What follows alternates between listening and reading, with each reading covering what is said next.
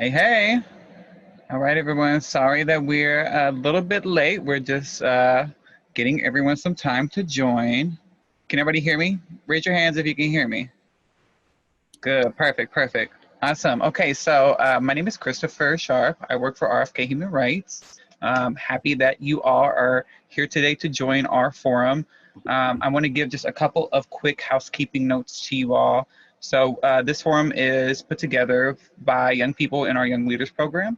And we put the program together today with them in mind, trying to respond to a lot of concerns that a lot of young people in our program who are out on the front lines doing work right now brought to us. And so we want to make sure that we're sharing space with them and keep in mind that, we put this program together for them. So if there are any questions that you have and you're not a part of the Young Leaders program, we want to make sure that we have time to address the questions you might have too, but just try to keep in mind what the space is and who we invited to it. But again, we're happy to have everyone join us today. And right now I'm going to go ahead and pass it on to Carrie Kennedy, who is the President and CEO of RFK Human Rights. Carrie? Let's see, it says I'm muted. Oh. Am I muted? Can you hear me? Yes, Carrie, we can hear you. Go ahead. Oh, sorry about that. Okay.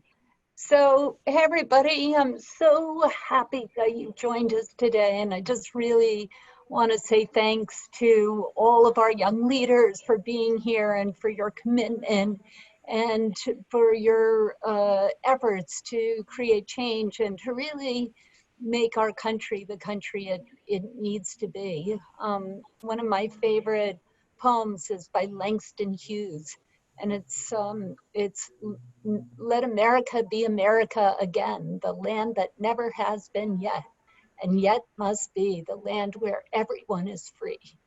And that's really what we're here to do. We're here to make America the land that it's never been yet, and yet must be. And you're part of that, and I want to thank you for it.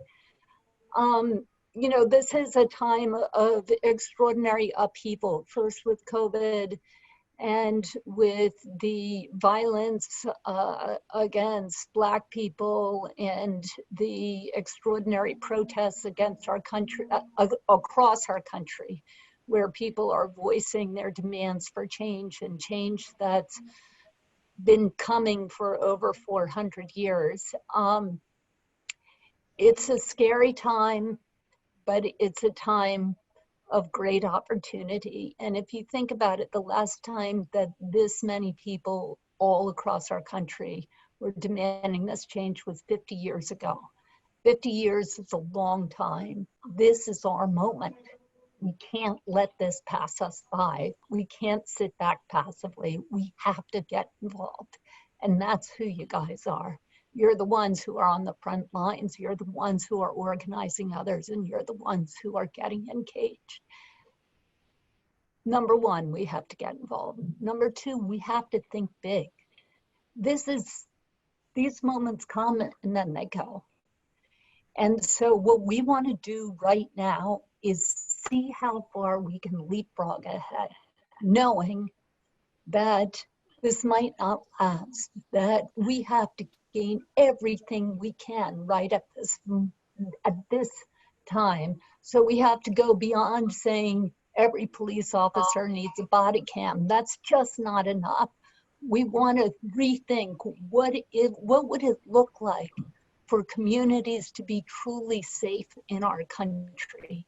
What would that look like? Well, it would look like schools that actually teach students. It would look like access to healthcare and access to mental health care that's free, so people don't have to choose between having a job or paying rent and paying for healthcare. It would look like places that are safe and where the police have a role to play, but only in very, very, very few circumstances. Only 1 to 5% of police arrests are for violent crime. That's what they should be doing. only those very, very few extraordinary circumstances. The rest really has to be up to us building community. And that's really what we are doing today. That's what we are demanding. And how do we do it? It's a multi-step process. So one, you have to think. You have to go down into your heart. You have to say, what does love tell me to do?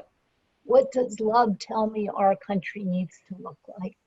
Then you need to bring people together. We need to organize. We need to get everybody we know engaged. Then we need to protest. We need to demand the change that we want to see. And then you got to vote. But voting isn't the end of it. Voting is just one more step. After you vote, then you got to hold the leaders of our country accountable. And that's the president, that's your senator, that's your governor, that's your mayor, that's your dog catcher.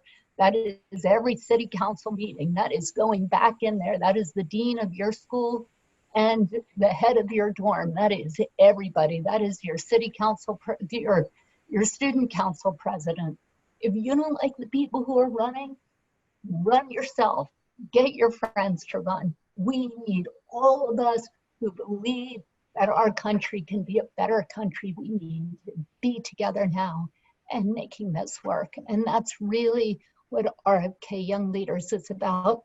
I just want to say this. When my dad, Bobby Kennedy, spoke in South Africa in 1966, it was also at a time of incredible upheaval all across the globe. And he said, he talked about the obstacles to change. And he said there are 4 obstacles, and I think that that's as true today as it was in 1966. So I hope you'll think about those obstacles. One is the danger of futility, the belief that there's nothing one person can do in the face of the enormity of the world's ills. We got to get over that. There's something every single one of us can do to create change and to make our world more just and peaceful. We have that gift inside us. It's a different gift for each and every one of us, but we each have that gift, and we need to find that gift and use it to make our world more just and peaceful. So futility. The second is the danger of expediency. It's the belief that current hopes must bend to immediate necessities. So of course we have to act effectively and efficiently. We want to get stuff done, but everything we do has to be grounded in our moral vision and our vision of justice and our capacity to create change. Third is the danger of timidity, the belief that this is about moral courage. And this is something that I know young leaders know especially well, because young leaders so often are the most marginalized on college campuses. So this is the idea that few people are willing to brave the disapproval of their fellows or the censure of their colleagues of the wrath of their society. And moral courage is not standing up against the enemy. We all know it's easy for us to say Trump is wrong. That's easy. What's hard is to tell our friends that what they're doing is wrong. That's hard. Those are the difficult conversations. Those are the conversations none of us want to have. And that takes moral courage. So we have to overcome our timidity. And then the fourth is the danger of comfort, the temptation to follow the easy path and the familiar path of personal ambition and financial success in our world. All of us are tempted to that. All of us are.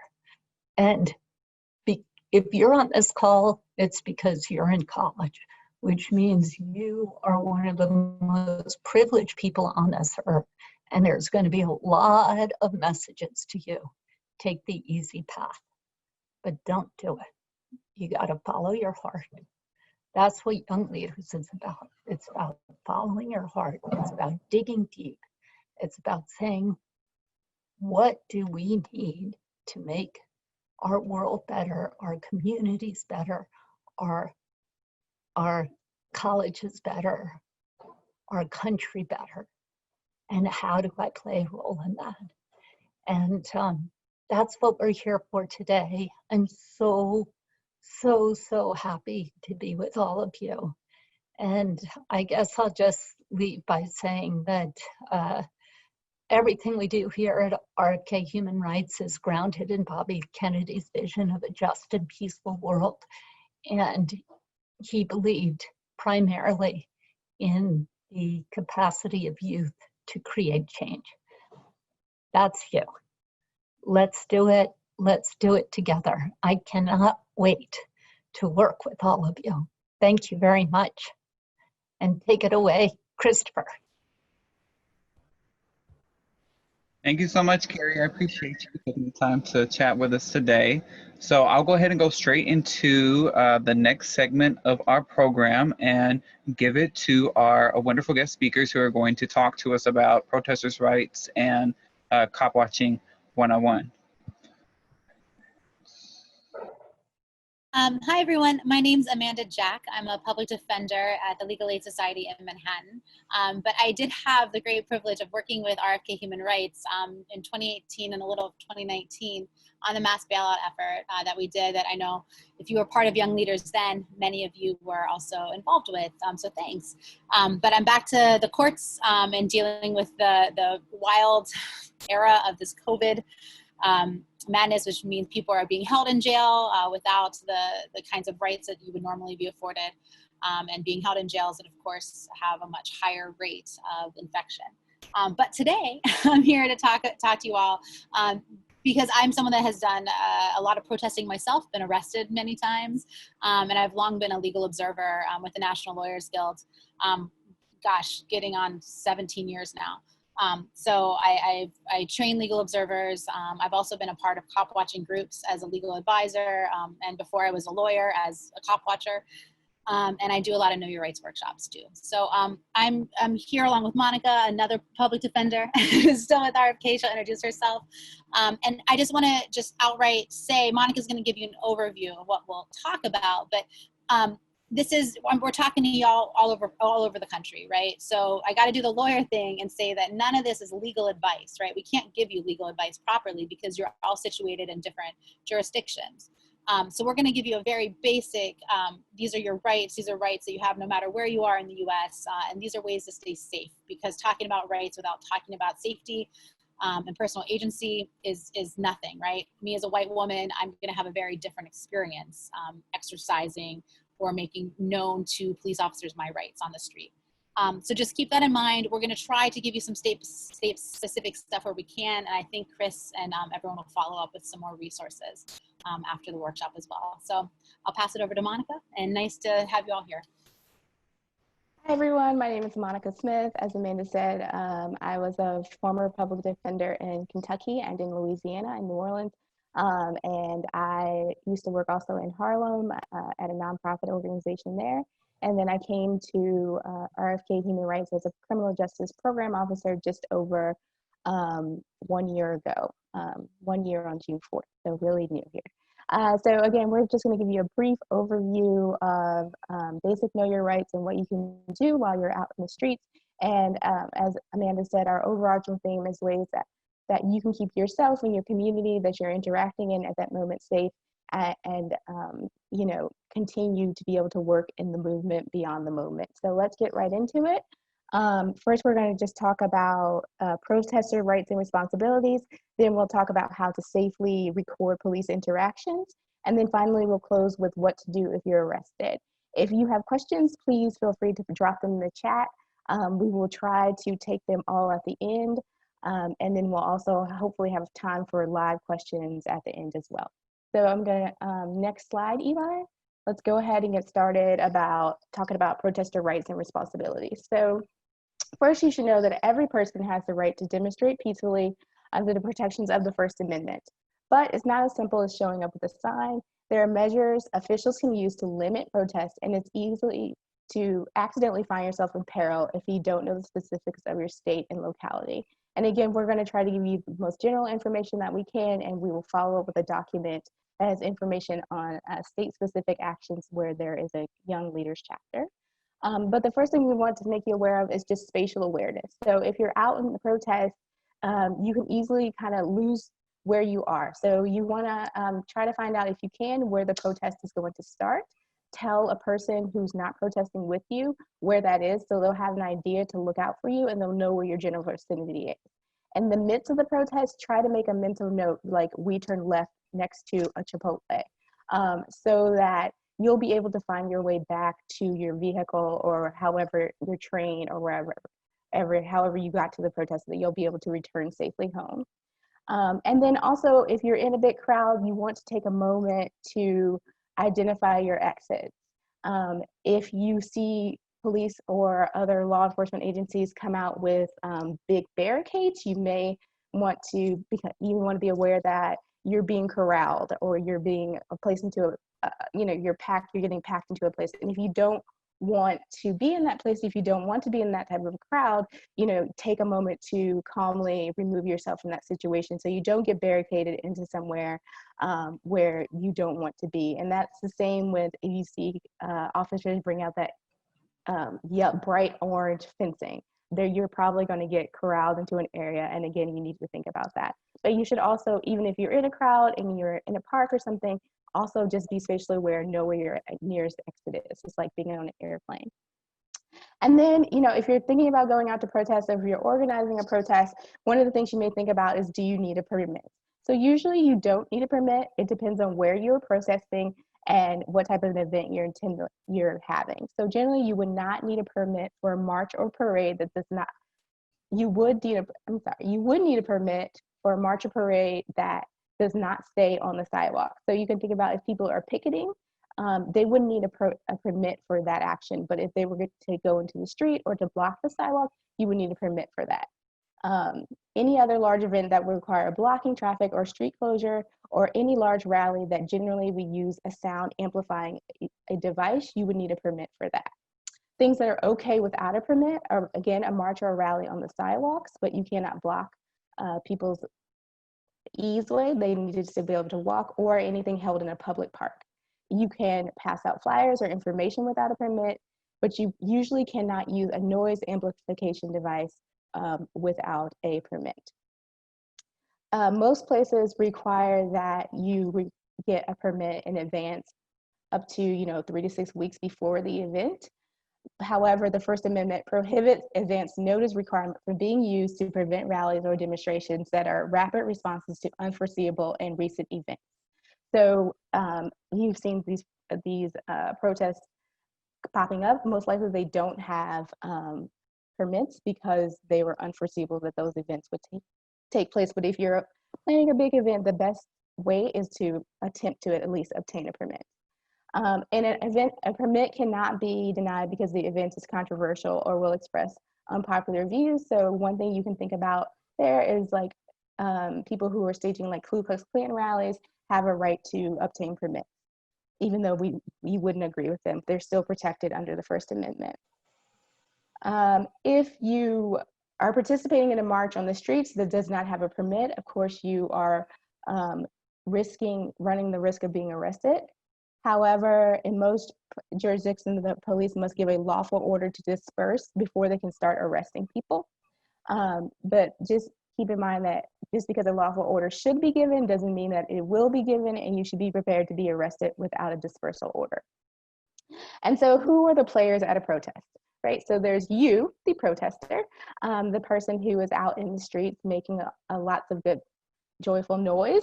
There's the organizers at the front of the march speaking and leading chants. And I think that if you decide to join a protest, it's important that you also follow the lead of the organizers. And if you find something that they say or to be objectionable, or you don't feel safe, you should remove yourself from the protest. There's going to be peacekeepers there, folks handing out water, masks, snacks, and keeping the perimeter. There's going to be street medics. If you have a medical emergency, you should look for them, and they'll be able to assist you and provide basic first aid. There'll also be legal observers, and the legal observers from the National Lawyers Guild tend to wear bright green, like fluorescent lime green hats, and you can look for them. However, their role is actually to observe mostly the police and to make sure your constitutional rights are being protected. Potentially, but not usually, there may be cop watchers there, a group of people, a formally organized group filming the police, and there could also be, and will more than likely be, undercover officers amongst you. And there could also be, in New York City, if you see someone in a white shirt police uniform, then they are like a captain or higher. If you see the folks in the all Navy uniforms, they are just like your general patrol officers. And then you may also see drones or other surveillance devices that the police are employing during protests. So what can you do? So you can shout, you can chant, you can make unamplified music. It also covers dance. It also protects actions that symbolically express a viewpoint, such as like a die-in, or wearing masks, or holding a candlelight vigil. However, symbolic acts and civil disobedience that involve illegal conduct may be outside the realm of constitutional protections and can sometimes lead to arrest and conviction. For example, while sitting in a road may be expressing a political opinion, the act of blocking traffic may lead to criminal punishment. You can hold signs, but you should be aware of what they're mounted on. So if you could use like an old wrapper paper rolling is a better sign holder than like a stick or metal rod. Or you can just hold it with your hands and don't have a post at all. You can hand out flyers, leaflets, or other expressive materials. You can film the protest and police activity, but we're gonna give you more information on that to come. And then one thing that we really want to emphasize is that we understand that protesting is not for everyone, but we definitely need allies at home. And so those are folks who remain back. They know that their friends are going to go protest, or their family members, and they're able to have information about that person. So you should give that person your government name, your date of birth, and a general idea of where you're going to protest. And then they can help you if you're arrested, or if your group becomes arrested, provide jail support.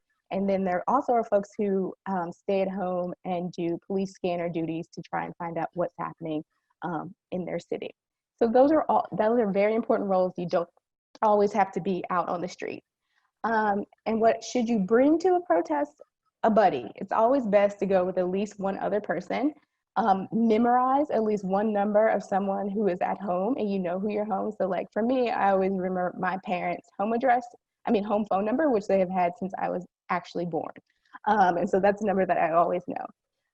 But you're also going to write numbers on your body. So the phone number of your person who is at home and knows that you're out protesting, you may want to put the phone number to the National Lawyers Guild, and then also local groups that you may be aware of that are organizing jail support in your area.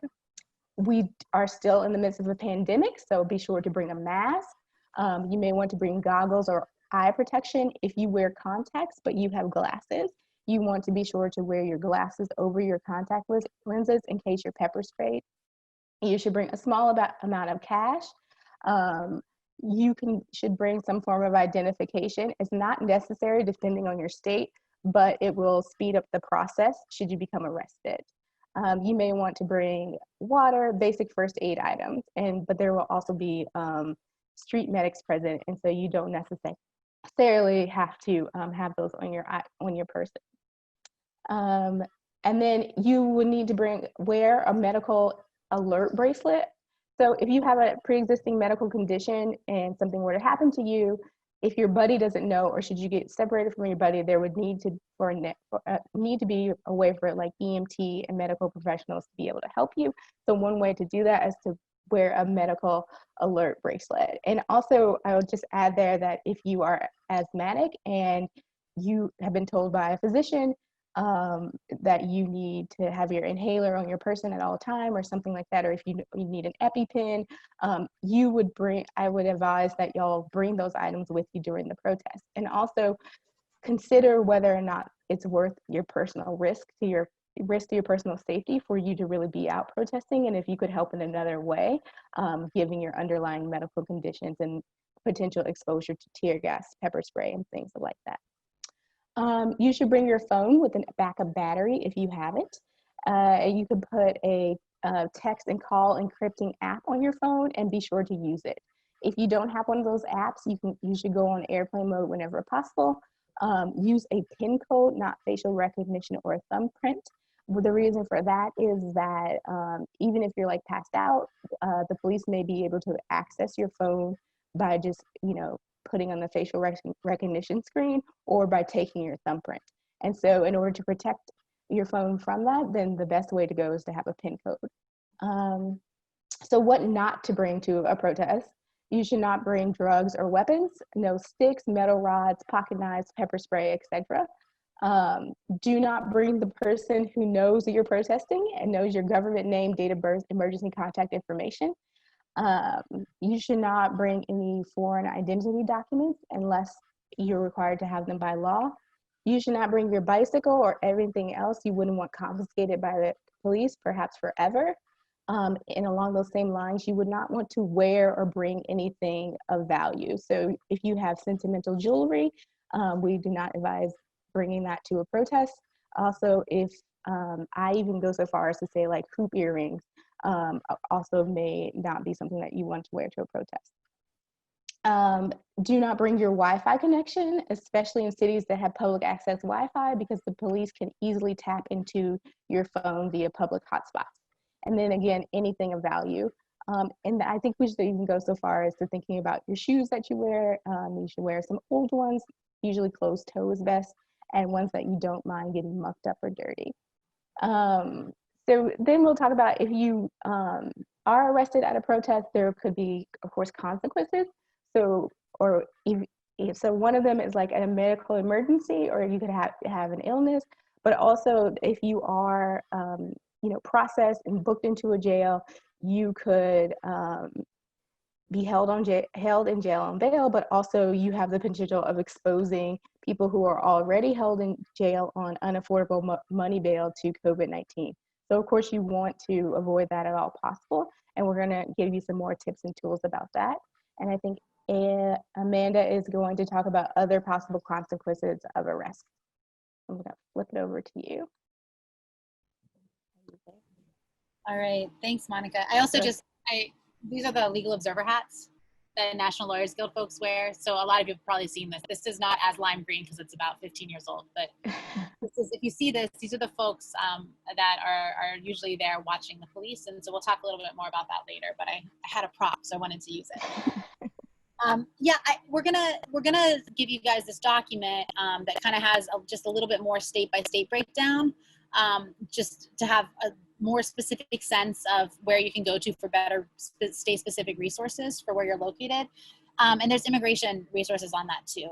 And this is where Monica and I wanted, when we talked about how we wanted to talk about this, we both are of the mind that it's super situational, right? Like for every person that goes out, you bring who you are, right? And so you might be more at risk because of your skin color, because of your gender identity, et cetera, because of your immigration status. And so the document that was put together too kind of talks about what different localities use the agreements with ICE, which is the Immigration and Customs Enforcement. So, share that with friends. I always say, like, it's a dangerous situation if you are not documented, maybe you're documented, maybe you're working your way from a green card to citizenship, right? But, or you've had a prior deportation order. It's just, there's a lot of shenanigans that go on between police and immigration enforcement. So check out that document because it's a constant risk assessment that you want to do. And just some of us are more at risk than others, right? So I think that's all there. Monica, is there anything else that you want to talk about? The only other things, and we can come back to this later, is if you are in graduate school or if you're in undergraduate school, an arrest could negatively affect your financial aid or scholarship status.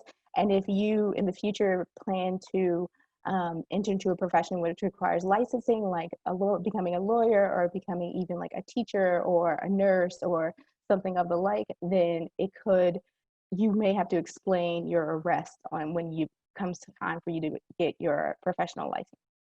So that's the only other thing. Great. And just speaking from personal experience, when I went through, after I passed the bar exam, and I went through this thing called the character and fitness. So Yeah. I had to explain a lot of old protest arrests, right? And they were long, you know, this was during the lead up to the Iraq War in the early 2000s when I was in college and after, and it was fine, right? And I think that this is something that is hopefully changing as we move towards a world where abolition is possible, where people's records and histories aren't actually held against them. But as Monica said, for now, it's really about self-risk assessment too.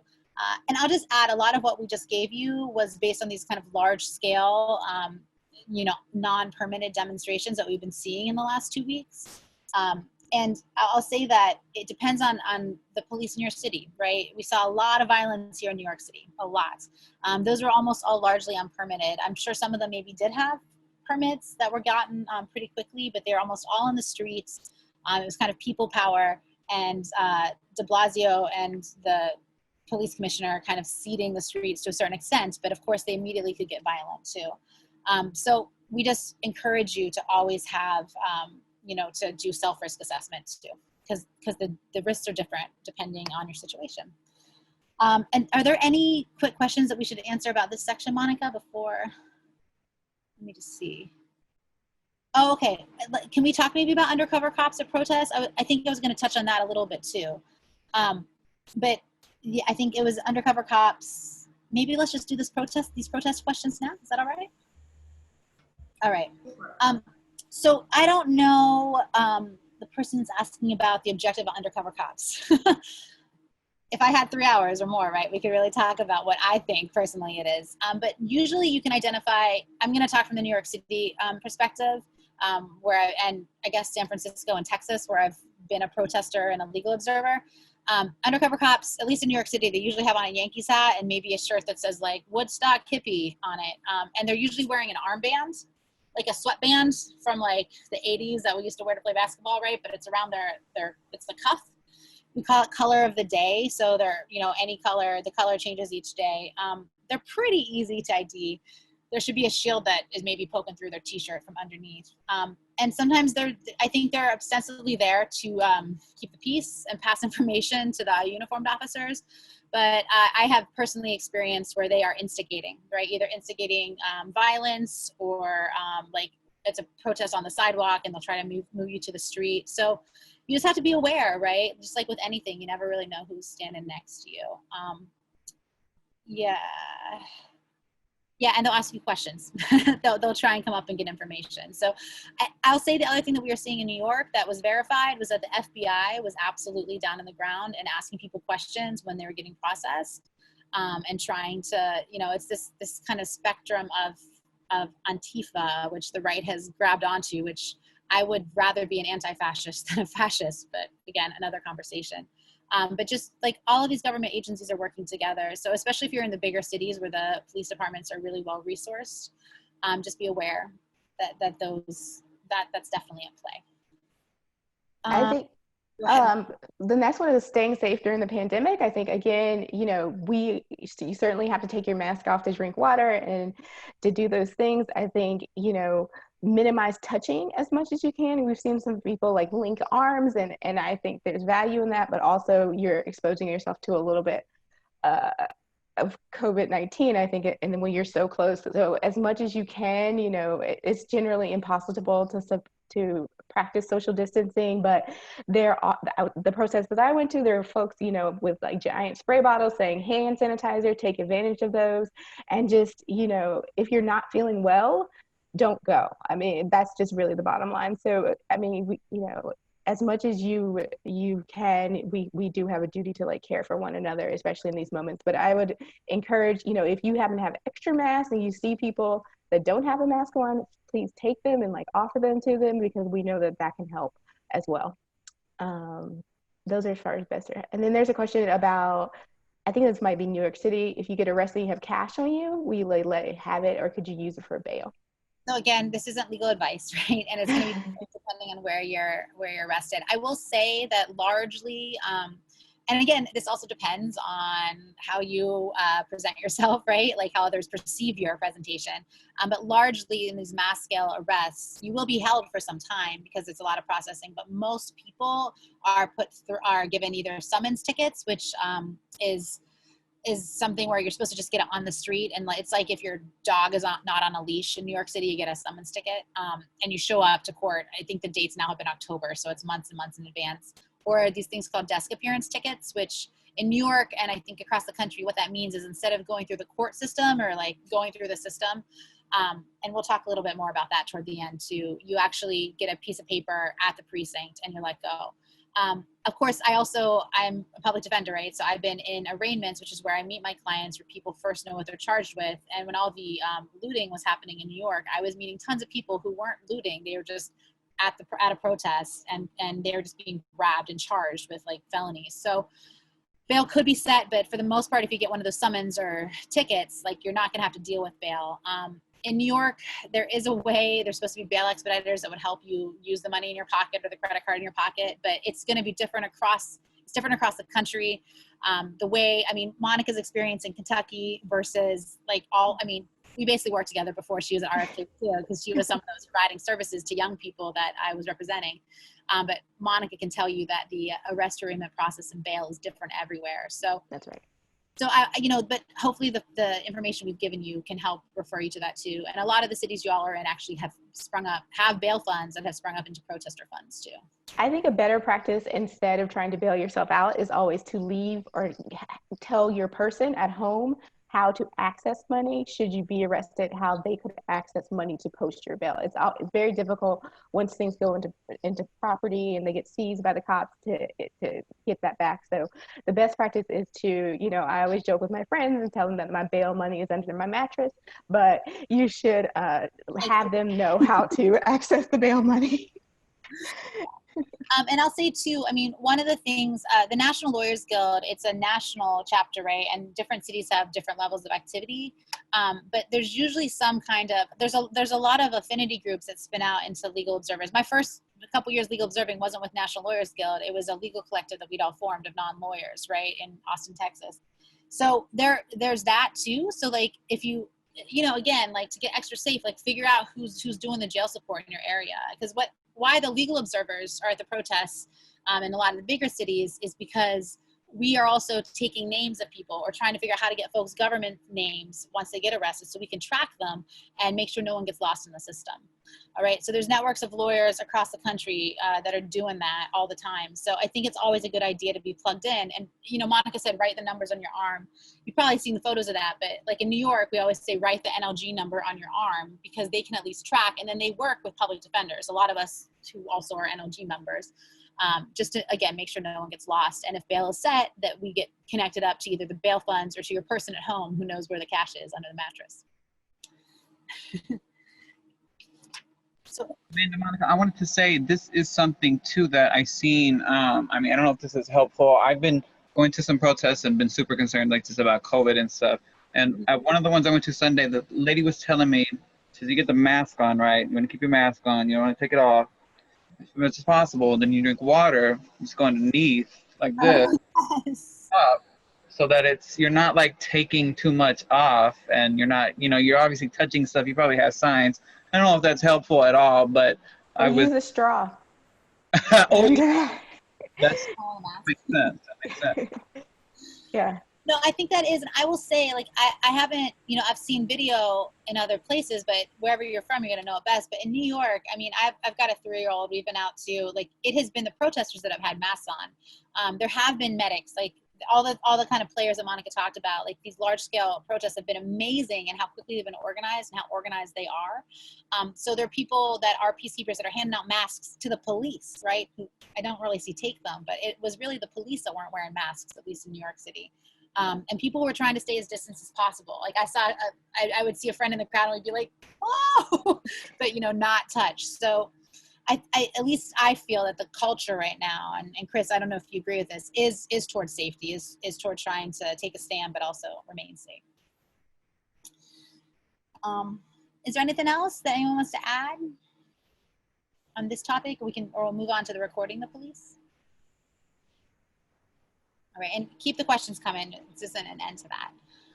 All right, so I'm going to talk to you a little bit about recording the police.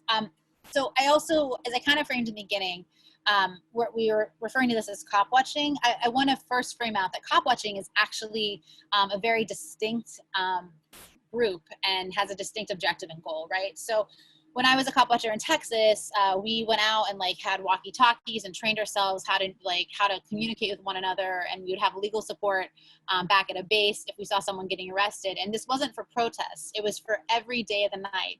Austin is a if you've ever been there, I don't know if anyone from San Marcos is on the line right now, but you know, it's very split racially along I-35 north, south, east, west, and there were a lot of arrests happening in the Black neighborhoods and Latino neighborhoods.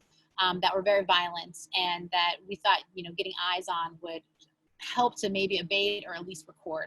And this was also very popular. Like when I was doing it 18 years ago, we didn't have cell phone videos, right? So we had like video cameras. So those groups still exist. I have done legal support for Cop Watch now as a lawyer here in New York City.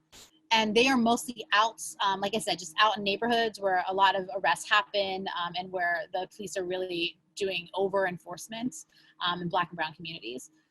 So I just wanted to frame that as one thing that is there, right? You're not necessarily going to see cop watchers at protests, but the idea of cop watching is what we want to get across, because I think one of the things that's become really real is that everyone has a video camera now. Like almost everyone has a smartphone, and that's why we're seeing all these really graphic videos and images.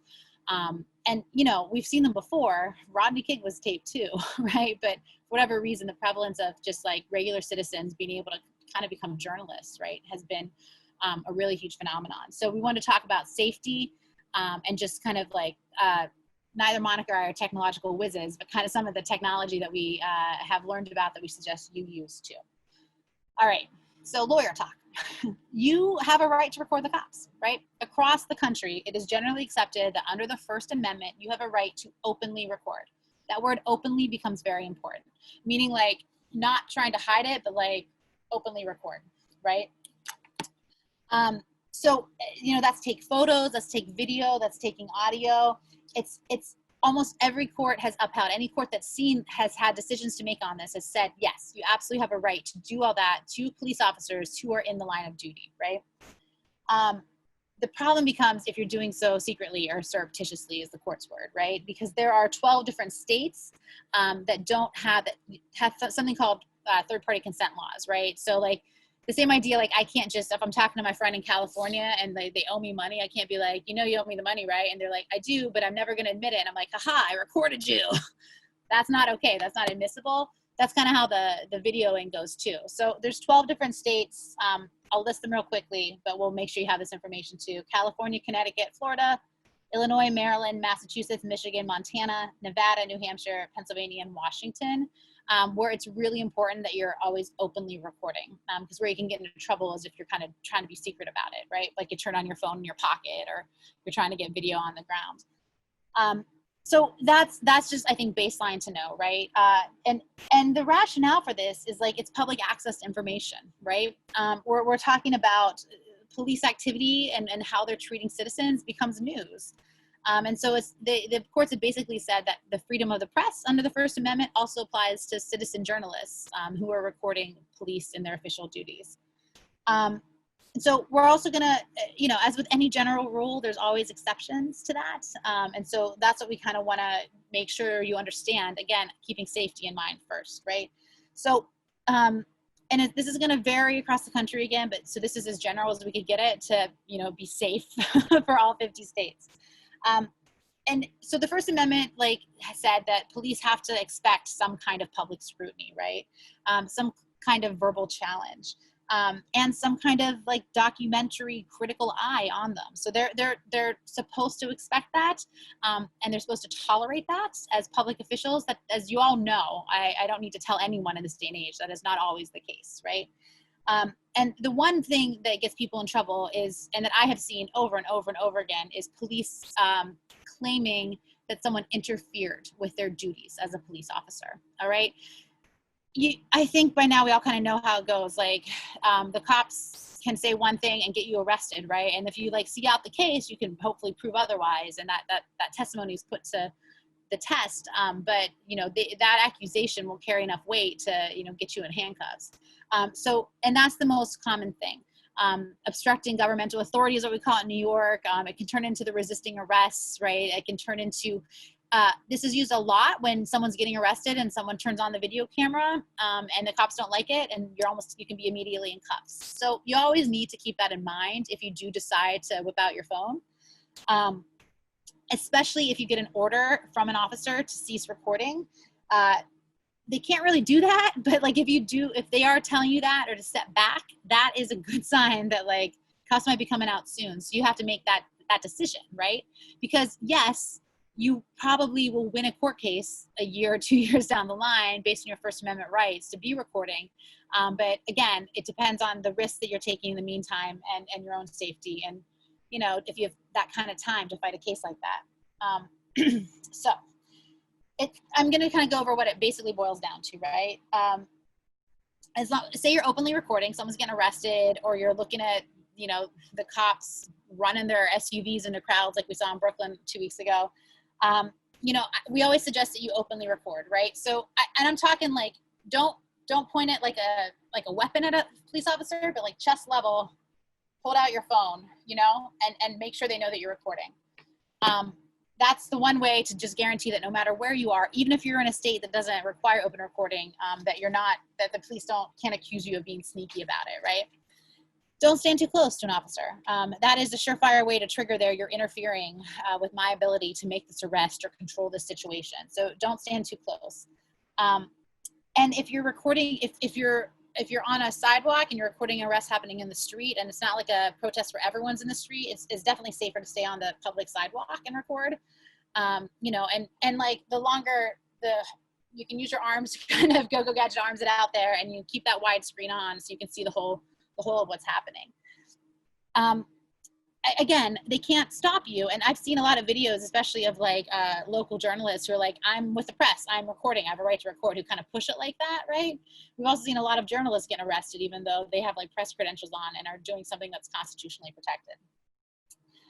You also so we want to talk about technology a little bit, right? It's always evolving. Like I said, like 15 years ago, I was out in the streets with like small little camcorders that we thought were so advanced. And now everyone has their phones, right? So if you are going to go out with your phone, we do always have concerns about the Wi-Fi hotspots. And believe me, the cops are tracking all of that, right? You look up, you see the drones, the helicopters, in New York City, the Link NYC things. Those are all ways that the officers can get into movement activity and track activity. It's a little less dangerous, I guess, if you're part of a really big protest. But we saw this happen during Occupy Wall Street, where there are a lot of little wildcat protests throughout the day and night. But there's apps that can actually help with the recording. The big thing that will happen if you're recording the cops, you get arrested, they're going to take your phone, right? Which is why Monica talked about the biometrics issue, which is not to have your thumbprint as an access point or your face.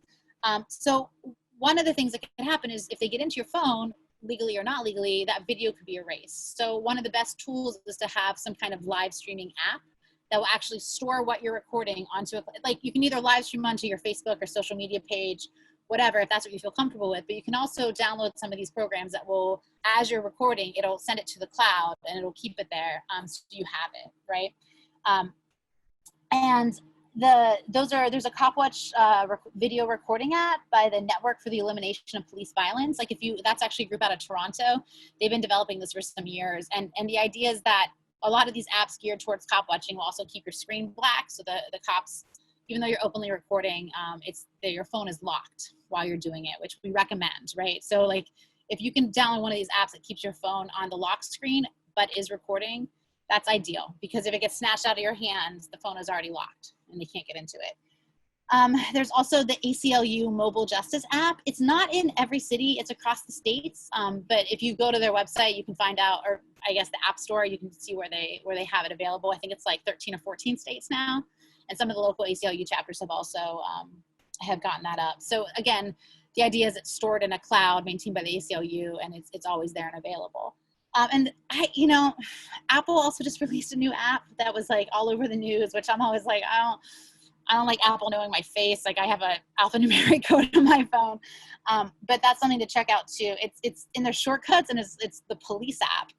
And there's lots of tutorials online. But the idea is find something that y'all might know more about than, you know, my 40-year-old self, that actually helps record the, like, preserve the video outside of just the phone itself, in case you were to be snatched or your phone was to be snatched. We talked about passcodes on the phone, super important. Also, like your lock screen, you should just have your lock screen before you go out to protest set down just a few seconds as possible. Messaging, Monica talked about this. We talked about secure messaging apps. Most, like when I'm legal observing, I'm on the Signal app with my fellow legal observers. One reason is because it's more secure, and you can also set the messages to disappear. So there's no kind of record of, you know, any talk that might be privileged or might be dangerous for folks in the end. So think about that too. And then, so posting to social media. I don't think Monica or I can talk about being experts on this, and Monica, feel free to weigh in, but I see that we just got a question to you about taking pictures of protesters. And yes, I recommend never posting pictures of protesters. You know, there's some of these apps that will like blur out faces. I don't trust that can't be scrubbed out and gone back to. I think that there's a responsibility we have to one another, right? Especially me as a white person, like I'm not gonna go out to a march about, like, say, Black trans lives and start recording folks that are there and then putting it up to get Twitter likes. Like, it's just not what I'm about. I think one thing that you see a lot of folks do is to show, if you wanna show volume, you're there and you're like, there's so many folks, like taking pictures of feet, right? That's a little safer as they pass by, like the volume passing by. But our recommendation is just don't ever do that. Don't post the photos. Same thing with, like, if you are filming violence, right? It's super traumatizing for you to experience it. It's super traumatizing for someone's family maybe to see that before they've been told by that person. So it's also super important to have a record of that, right? But I think it's about responsibly doing this and trying not to reharm folks too.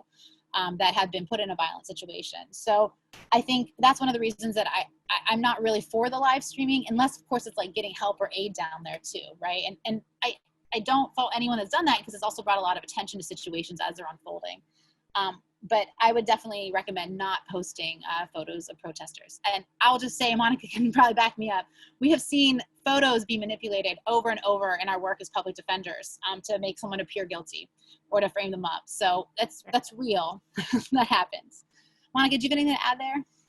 The only other thing if you're filming and you start filming, be sure to orient where you are. So you might say, I'm at 136th and Grand Concourse in the Bronx. You know, because yes, there's geo tracking or whatever the heck that is, but if you have your phone on airplane mode or you're doing it another way, you just want to make sure that, again, you're oriented the person who's going to watch that video subsequently to know, you know, what time of day it is, what the hour is, what the time is, and where you're located, so that they can respond to that. And that will also help them with tracking down the names of the officers who are involved, because they'll know this is in their area. And the other thing, I think the final thing we want to talk about was what happens if an officer does approach you. And this is going to lead into what happens if you get arrested.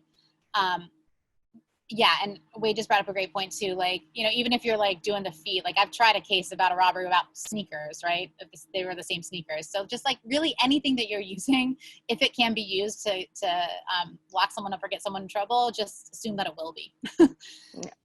So let's talk a little bit about what if an officer does approach you while you're videoing, and then we'll go into just kind of more your rights upon arrest, should you be arrested or detained, right? So if you are filming and you have decided that your risk is minimum should you be arrested and you want to continue filming, or you're just like, screw it, like the world needs to see that this is happening, I'm going to continue. If an officer approaches you and says like, what are you doing?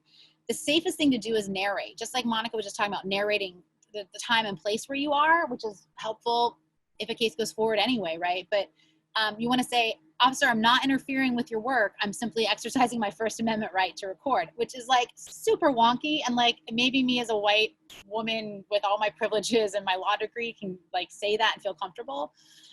But those are kind of clunky words that, you know, A, put the cop on notice that you know a little bit about your rights, and B, might really make them angry and might get your phone snatched right away, right? But you are recording, so like you narrating that, or step back, officer, I'm stepping back. I'm going to continue recording. Because that's also part of the open recording that we're talking about that keeps you the safest no matter where you are. And again, we talked about the horizontal holds. can't be mistaken for a weapon with one hand, like two hands. Keep your camera out away from your chest. Don't point it like a gun. That can be really important too. And again, if the officers are telling you to stop recording or like coming up and getting in your face, maybe if you have press credentials, you might get out of it. Not as likely these days, but you should know that you're probably on the brink of getting arrested yourself. Monica, do you have anything else about, or are there any other questions? Yeah, it is so hectic, right? Are there any other questions or comments about? Co-sign on that. Yeah. And I think that's what we want to impress upon you. Like, things can happen really fast, right? Like, there are the volume of officers we've seen out on the streets at these mass protests has been incredible. Like, they haven't been coming to court appearances in New York because apparently 36,000 officers aren't enough, right? So, I mean, there's just lines and lines, and they can quickly coalesce around the situation. So that's where Monica talked about knowing your exits, knowing where your people are, and just trying to be as aware as you can be, even in these hectic moments. So keep yourself. The only thing that I would add, and this is just about being a good ally in these moments, is if you can see that your filming is causing harm to the person who they're interacting with, I would maybe stop, or maybe, go in you don't want to cause your actions, and you're wanting to document this moment to end up in a harm to someone else, because officers will get agitated and they're going to take it out on the person that's closest to them, and that's usually the person who they're interacting with, which you're trying to document. So just be conscious that you don't want to inflict further harm upon that person. Yeah, that's really well said, Monica. And I'll say again, like, especially if you are a person with privilege, right? This is what we see a lot too, like a lot of violence being incited by folks that aren't the ones that are the most harmed by the systems that we're protesting against. There's just a lot of considerations. And in these mass protests where everyone's just kind of like, enough, I'm taking a stand, I'm getting in the streets. Yes, there are organizers, but when you're talking tens of thousands of people or thousands of people, you don't have a direct line to those organizers. But I think taking cues from those around you, and especially if you're a white person, stepping back for sure, and not instigating is really important. Just to be an ally, not someone to exacerbate a situation. All right. Well, we're just gonna kind of go to the next slide now, which is, okay, so step back, what are you filming? And you're like, well, here we go. Let's see where this goes, and you get arrested. This is kind of the know your rights portion of what we wanted to talk about. And then we're doing okay on time, I think. So we'll get through this in the next 10 minutes or so and still have time for some questions and comments. All right, so again, lawyer disclaimer, right? I could give you and so can Monica, we could give you a very specific know your rights workshop for New York City, right? But the city's even different than upstate. So this is gonna be very basic stuff that applies across the country. But we recommend you looking into, whatever your local chapters are. ACLU has a lot of resources that'll be on that document we give you. And just, doing some of your own research too, because I can't, like, the way you go through the system, right, which is what we consider getting arrested, is different everywhere. Your rights are kind of different everywhere, which is really screwed up. All right, so police encounters. This is normally where I'd pose the question, but that's hard to do here. But, the police can approach you and talk to you at any time. They don't need a reason to come talk to you, okay? They can come ask your name, how you doing, where you're coming from at any time. And I think in tandem with that, I think probably a lot of you know this, but it's important to state police are allowed to lie. They are allowed to lie to you. All right. So that framing is super important. We go back to the undercover cops and protests, right? Like, that's why they can get away with all this. Because that's the framing that we're going into, right? Because the most important thing you can do if you're not allowed to leave a situation is to not talk, is to not offer up anything. And Monica and I both are of the same mind that we really believe your personal safety is the most important, especially in the current times where the very thing we're protesting against is the power of police and the kind of unbridled energy they have, the lack of a check on them. So it's really a heightened situation too, right? You're out there saying, like, we want to, I personally want to abolish police and through quick defunding, right? And then here are the police in the power situation trying to exert power back. So, it is hectic is a good word for it again out there. So you got to go into it with that framing. You're not going to talk yourself out of an arrest if it's happening. Generally, if, a cop says, so, you know, a cop is like, hey, you coming out to protest, you're trying to get in trouble, and you're like, I'm not saying anything to you, officer. Or you tell them, I don't actually have to speak to you. Or you ask them the magic words, am I free to leave?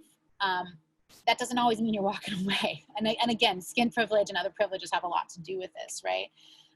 But most lawyers would argue that you're under arrest when you're no longer free to leave. So you don't have to actually be in cuffs. And, you know, we're not talking the metal cuffs at protests for the most part. I think most jurisdictions use the zip ties now. So, you know, that doesn't, you don't have to be in those zip tie cuffs to be under arrest. It's when you're no longer free to leave, or when, you know, an average person would not feel that they're free to leave, perhaps because you've just been surrounded by four or five cops, right? Perhaps because, as Monica talked about, you've been corralled into a kettle with like the orange netting or the barricades. You're detained. All right. So that triggers some extra rights for you, but it also means that your next step is most likely arrest. If you're being detained. And in some cases, if it's too big and they're kind of like this, there's a processing nightmare, or one of the white shirts, the people in charge calls it off, then, you know, maybe you do walk away from that. But I think the best thing we can tell you is that talking and trying to explain, like, we had so many folks that were essential workers caught up in protests in New York during our curfew that were just arrested, like trying to bike home after making a delivery, right? So like they tried to talk their way out of it. It did not happen. So you're not going to talk your way out of that. So, you know, as I kind of give this quick overview about the magic words, as I always call them in KYRs, it's again harkens back to what Monica and I have been saying. Yes, these are rights that we all enjoy, and of course they are not respected in equal measure. So while it is good to know this, so you kind of have a sense of maybe when your rights are being violated, it doesn't mean that exercising them, announcing them, is going to get you out of a situation. So I always call these the magic words when I do these KYRs, but again, there's not often anything magical about them.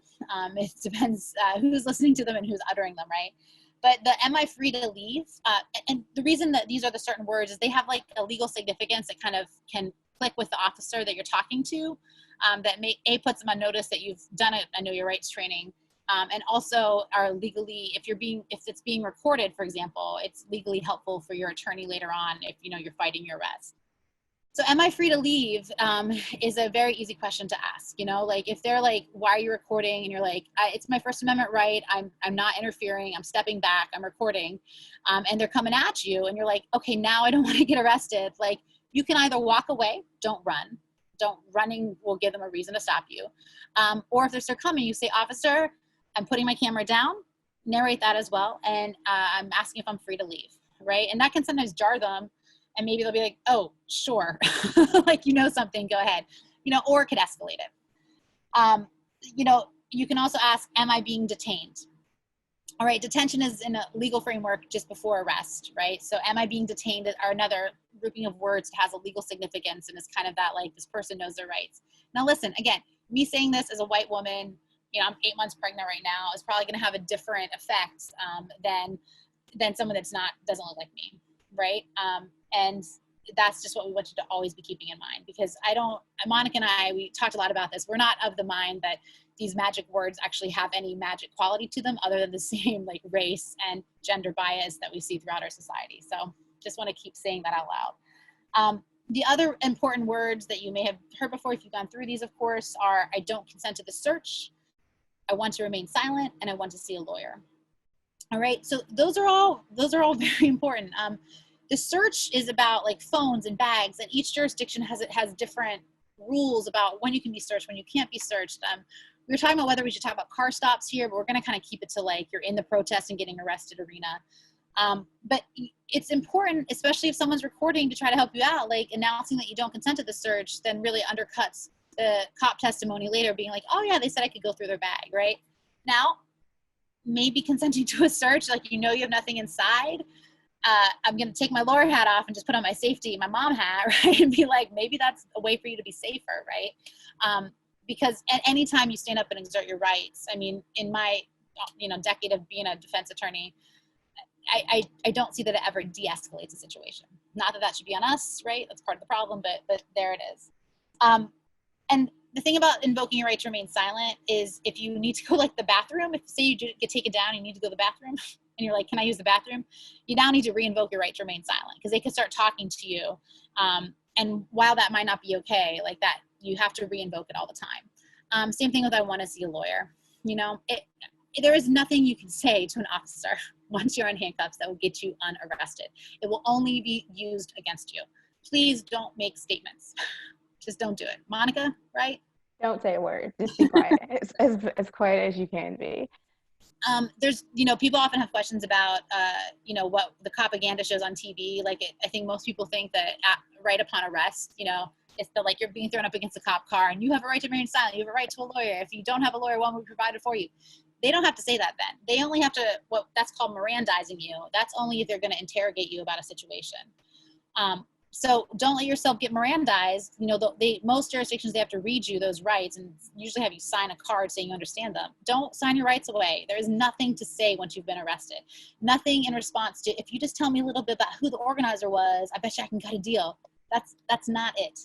Cops aren't the one that charge you. They do arrest charges, but it's the district attorneys, the prosecutors, the state's attorneys that actually make the charging decisions too. And they're going to use whatever the cops got you to say to make you look as guilty as possible. So please, please, please don't talk to cops. And I've been arrested before, right? It's real hard not to do that. I'm a defense attorney and I'm like, yeah, but I think you're just missing something here. Like, let me just tell you a little bit about why we're in this situation, how I can go home right now. It has never worked. Will not work. So the other thing is about frisks and searches, right?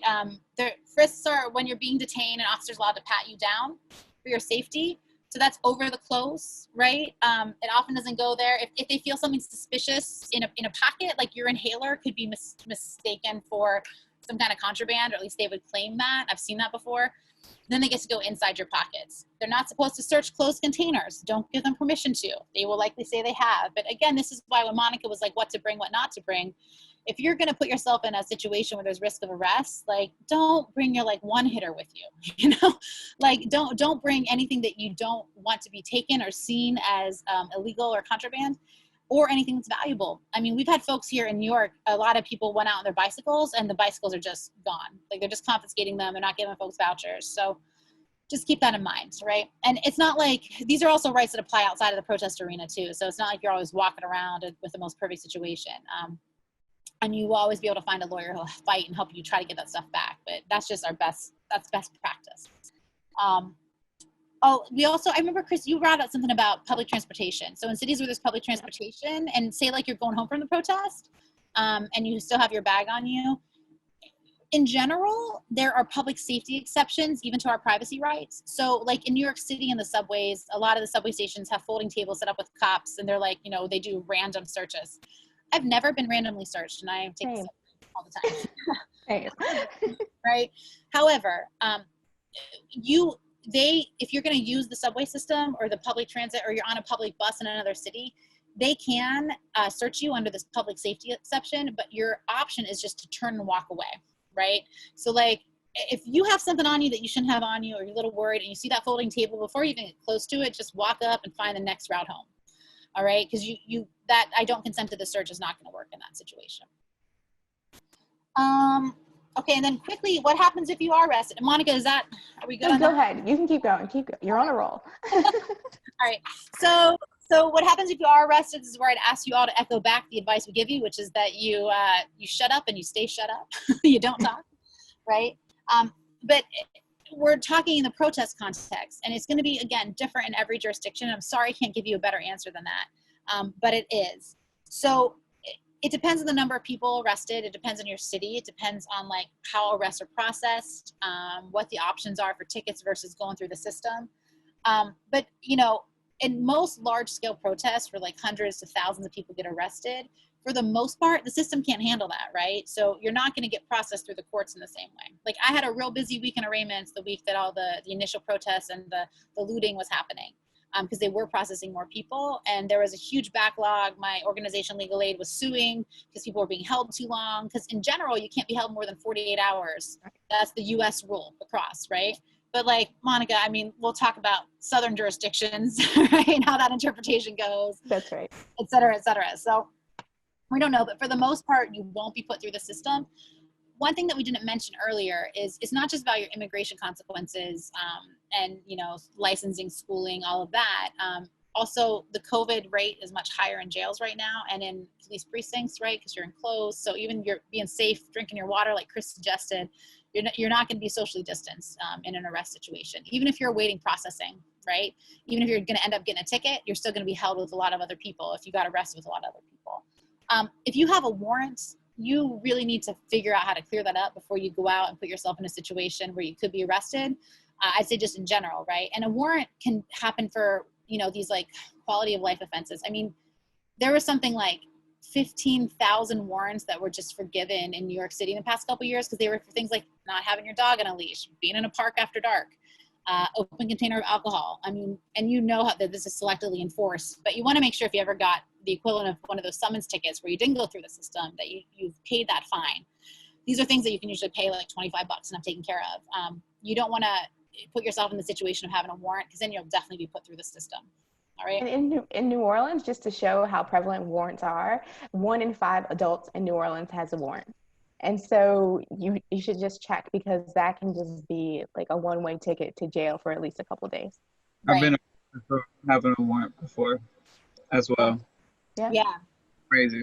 It's wild. Crazy. It's an extra power they get over you, right? And Right. it's one of these, like, when we talk about prison industrial complex abolition, I'm not just talking about like burning down the jails and the courts, but like also like dismantling all the stuff in between that acts as a trap on you, right? And can follow you for years. Is there a way that you could find out? I mean, I didn't even know I had a warrant whenever I was arrested, but is there a way that you could find out? Say you're going to a protest and maybe you want to see?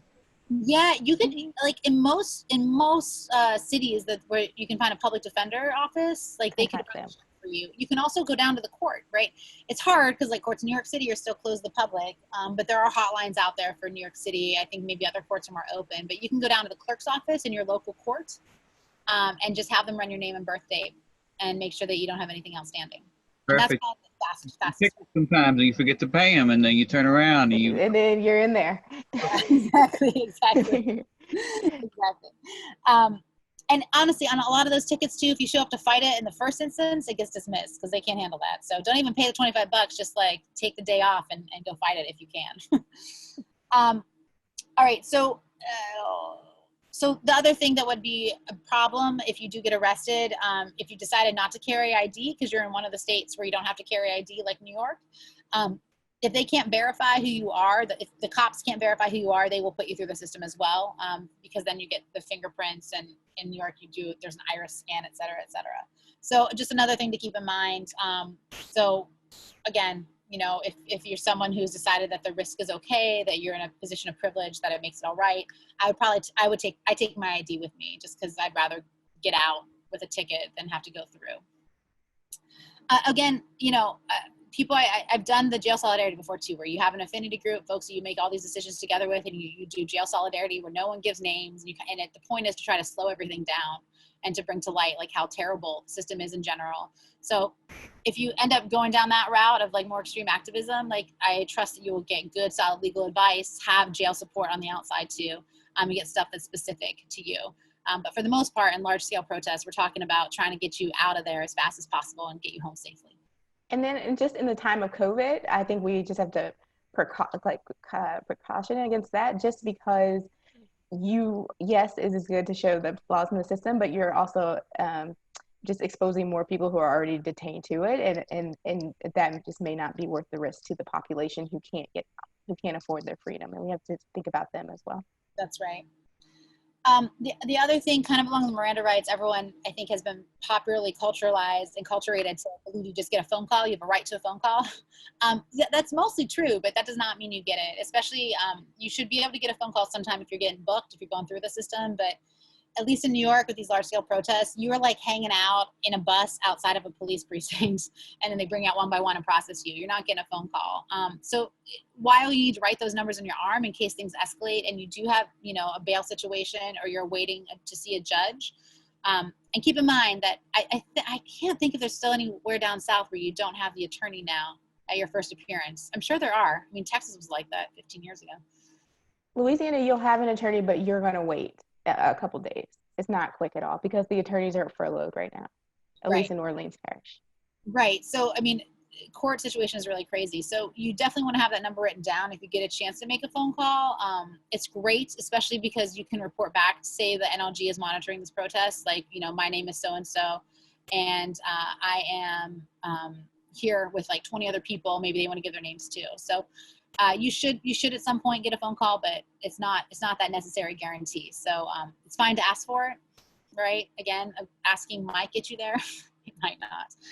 The other two important things is, at least in New York City, I mentioned this earlier, but we definitely had confirmed cases of the FBI in the police precincts questioning people about anti-government stances, etc. ICE also sometimes will collaborate depending on your jurisdiction. Even if there's not a formal agreement, it will still happen. So especially, again, if you have any, you know, immigration concerns, it's important that you take those seriously. And then they were also asking people to give voluntary DNA swabs.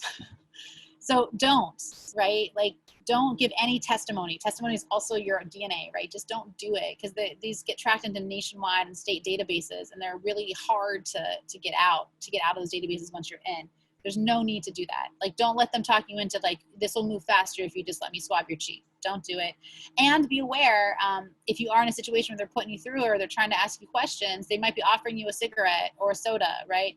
All of that stuff, I mean, that's the classic stuff that's used in my public defender life against the people I represent, right?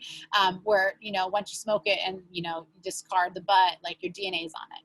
Same thing with the water bottles. So just be aware of that. And what was the most important thing, Monica, about talking to, oh yeah, don't talk. Don't talk. I just want to say that, like, if, you know, I've had several instances where I've been in a car with oftentimes like a black male, we get pulled over. And in those moments, I forget that I'm a lawyer. I forget all these magic words. And I go towards survival words, and my magic words are no, sir, yes, sir, if it's a male officer. And so, you know, don't feel bad if you're like, oh, I just panicked and I just shut down. Do what you need to do to keep yourself safe and to get home that night. We can always contest the stop. We can contest the search. We can, you know, contest all these things in court. That's for another day. And I used to tell to my clients all the time, your job is to just get home. Exactly. And so just don't feel bad about that. If you collapse into a ball and forget all the things, that's fine. Keep yourself safe. Speak loudly and articulately. Remain as calm as you can, but that's the number one goal through all of this. Right. And if you do feel like your privilege allows you to assert some of these rights, like, there's nothing wrong with it being right as well. Yeah. Like FTP, ACAB, and all that stuff, but like, it's also about your personal safety. And again, because of the nature of these protests, which is the very nature of these protests is protesting these cops who then are also at liberty to arrest us, it's just very heightened. And so Monica's absolutely right. And then there's a question, can you get a warrant without being aware of it? You could, because if you had like a traffic ticket and then you didn't pay it or you failed to pay it. Yeah, and you could get indicted on something. There's a process of being indicted without it's not an X indictment. I mean, it's rare. Let's put it that way. I think it's very rare, but I think Chris's question is like really important. That it's a really great idea just to go check with your local court and have them run your name, just to see if you do have anything. But I think that's a real rare situation, right, Monica? Yeah. And can they get you if you ask, and then they say, "Oh, you asking, and now you here"? Can they get you then? Because they won't get you because you voluntarily returned on it. So like, it's complicated because right now you go down during court hours to check on it. Like, in New York City, there's a warrant room, right? And then they're like, okay, just go over to the courtroom and you'll clear it up. And like, normally it's dismissed, right? Or if you had to do communities, like, depending what it is, they'll be like, do you want to pay the fine, or do you want to fight the case? The warrant's vacated, right?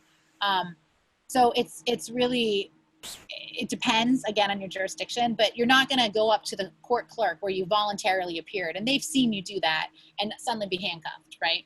No. Unless it's like you're got a homicide case, you know, you're going to know that if you're like wanted for something really major, you're going to know. Or if you are afraid, then call the court instead.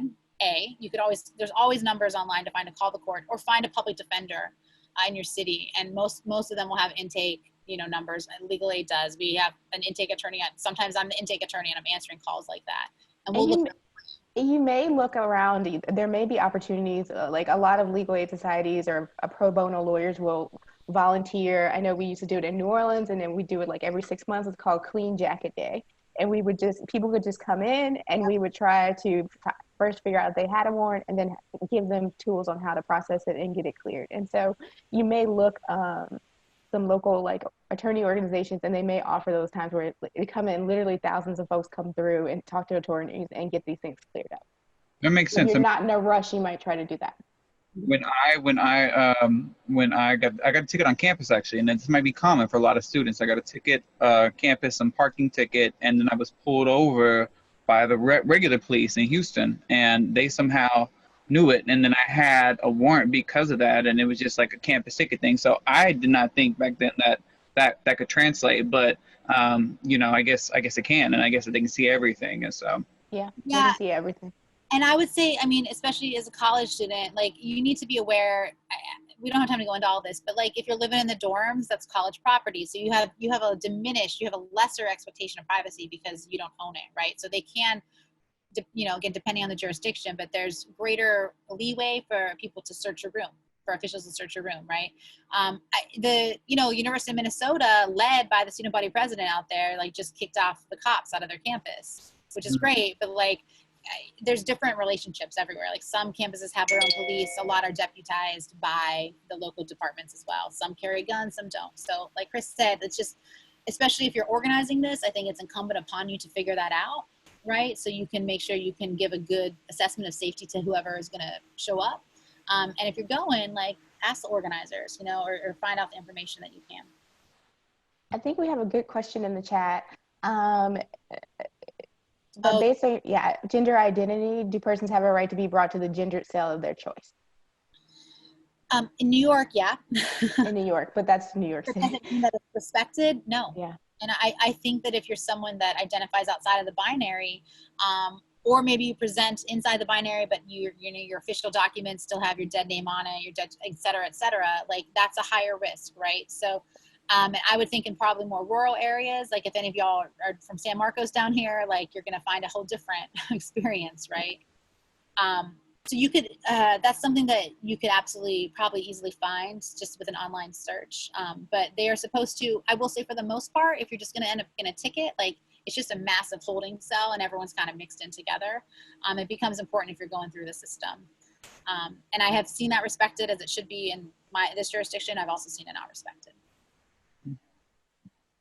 So good question. Well, we have about like 4 minutes left, 4 or 5 minutes left. So if anyone has any like last minute questions that we want to ask Amanda or Monica, feel free to ask them now. Sorry, we talk so much.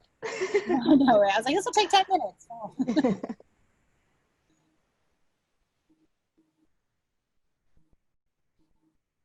And there's a feature on here if y'all wanted to just raise your hands or anything, we could do that. I guess I have another, in the meantime, I have another question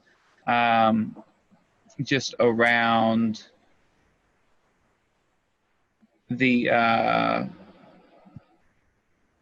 like campus police. And so, I mean, is it true that in every city, and I guess we'll talk a little bit about this tomorrow, for folks who will be joining us tomorrow, we're going to talk a lot about campus police, but is that the same everywhere? Is that like across all states? You know, if you get a ticket on campus, does that mean that translates everywhere? Was this just unique to Houston, or is this something that like folks need to be aware of? You know, I don't know the answer to that, Chris, honestly. I could try to figure it out. I think it's probably unique to each university. I think it matters if it's a public university or private university. I think public universities might use, like, you know, New York officers as safety agents who aren't gun carrying but are part of like NYPD. That's who's in our schools, right? So I think if it's a public versus private thing, most likely. I think some private institutions might even have, you know, or at least give permissions to officers, probably share databases. But I can't, unless Monica gave more information, I don't want to give, because I don't actually. And I know like in Baton Rouge, Louisiana, for instance, so they have 3 universities there. The university police are deputized. And what that means is that they have the ability to book people into jail. So that's one way that you can make a distinction. But in I'm sure in a lot of other places they're like that. Like even if they have their own campus police force, the key is to thinking about if they're deputized or not, or if they could like book. I think that's maybe a way to try and figure it out. and assume that they do communicate. Assume that they do, for sure. Right, on all levels of law enforcement are communicating with other levels of law enforcement. That's right. We're gonna talk a lot more about Campus Police tomorrow, and hear from some people from NYU who are organizing, trying to get campus to cut ties with NYPD, and have some specific examples of just crazy stuff that you're seeing happen on campus. And I mean, you know, we've heard some stories. I don't know if there are any more of our Texas State students in here. But there's a polling location on Texas State. So lots of just interesting conversations about the way campus police are crazy everywhere. And, you know, we're talking a whole lot about our relationships with policing entities. And we definitely need to talk about what it's like on campuses, because they're very unique relationships as well. So I guess if there are not any more questions from folks, I don't see any right now. I'll let y'all know that we will send this video out to everyone. There are some folks who I know might look back here a little late, and this has been recorded, so we'll make sure everybody has a copy of it. Also, if you were here today, there was some information that Monica and Amanda put together for us that is state specific. So we'll make sure we distribute that to everyone as well, especially our campus ambassadors. Yeah, so let me see. Was this a question? Oh no, just a chat from DeAndre thanking us. Yes. Yeah, thank you so much, Amanda and Monica, for joining us. Thank you for being here today. We will see you all tomorrow for the second portion of our discussion. Yeah, you all have a great day. Thank you all for having us so much. Stay safe and fight the power. Thank you. Thank you, Amanda. Thank you, Monica. Thanks.